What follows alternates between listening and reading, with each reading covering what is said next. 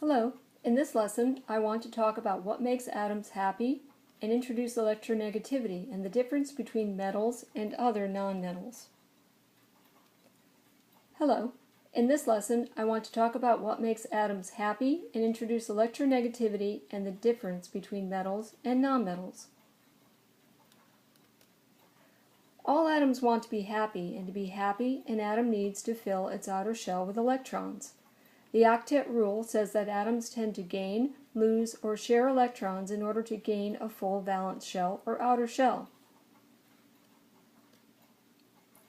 Remember that depending on an element's placement on the periodic table, we can tell how many valence electrons it has just by seeing what group number or column number it's under. Essentially, elements in groups 1, 2, and 3 will have 1, 2, and 3 valence electrons, while elements in 4, 5, 6, and 7 will have 4, 5, 6, and 7 valence electrons.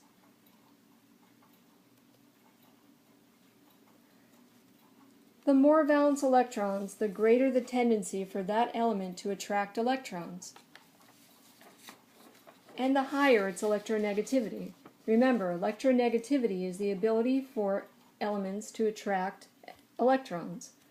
Electronegativity decreases as atomic number increases.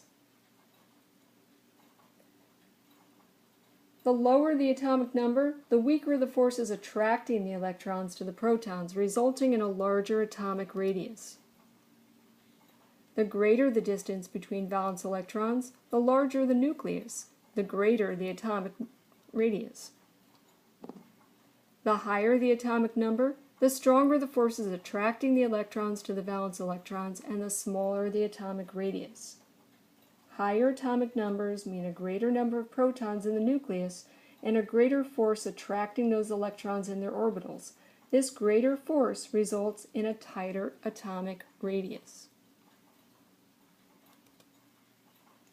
Electronegativity decreases as atomic number increases.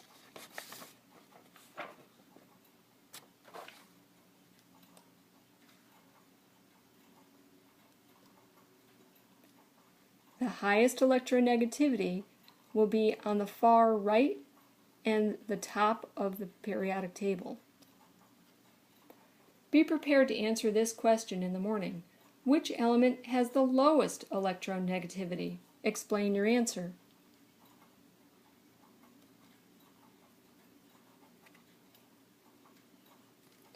We're all used to thinking of metal as being shiny and lustrous. Well, not always. Calcium is a metal too. We know it from its white-gray oxidized form, but that's another story.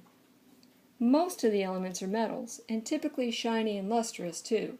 Since they have a very low number of valence electrons, they have a low electronegativity. Metals have a loose hold on their valence electrons, which makes them good conductors of electricity. Remember, electricity is the movement of electrons. Their density makes them opaque even in thin sheets and good conductors of temperature. They can be pulled into thin wires, which is ductile, and hammered into thin sheets, which is malleability. Metals are typically solid at standard Earth conditions with few exceptions, like mercury.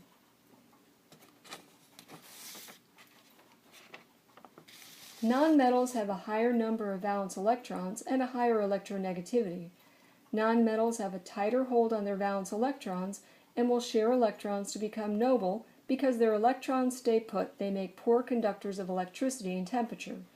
Their electrons are shared in a cloud, so nonmetals are typically not dense and are transparent in thin sheets, but can be solid, liquid, or gas at standard Earth conditions. Nonmetals tend to be brittle and are not malleable or ductile. They're not lustrous, but make good oxidizers. Nonmetals can steal electrons from metals in ionic bonds, like this example of sodium and chlorine. Nonmetals bond covalently with other nonmetals because neither one of them is willing to give up its electrons to the other, like this example with calcium and chlorine. Since they have only 1 to 3 valence electrons, metals easily give up their valence electrons to become noble. They'll bond with other nonmetals in ionic bonds, like this example with magnesium and chlorine. When magnesium gives up its 2 valence electrons, its lower electron shell is full and becomes noble. It also has two electrons less than it had before and now carries a charge of 2 plus. The chlorine atoms each gain an electron and they become charged negative, -1.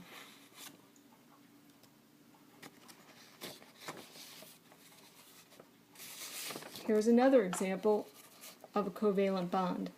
We see chlorine, which has 7 valence electrons, combining their outer shells, sharing to become noble each.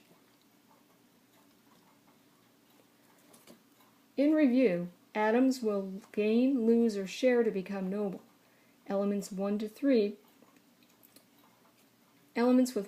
valence electrons will give up those outer electrons to become noble. Losing or gaining electrons results in an imbalance of electrons and an ionic charge.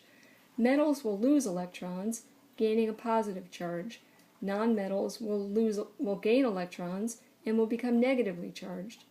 Covalent bonds, or sharing of electrons, happen with elements that have 5 to 7 valence electrons. They'll share their outer electrons in order to become noble. Be prepared to answer this question in the morning.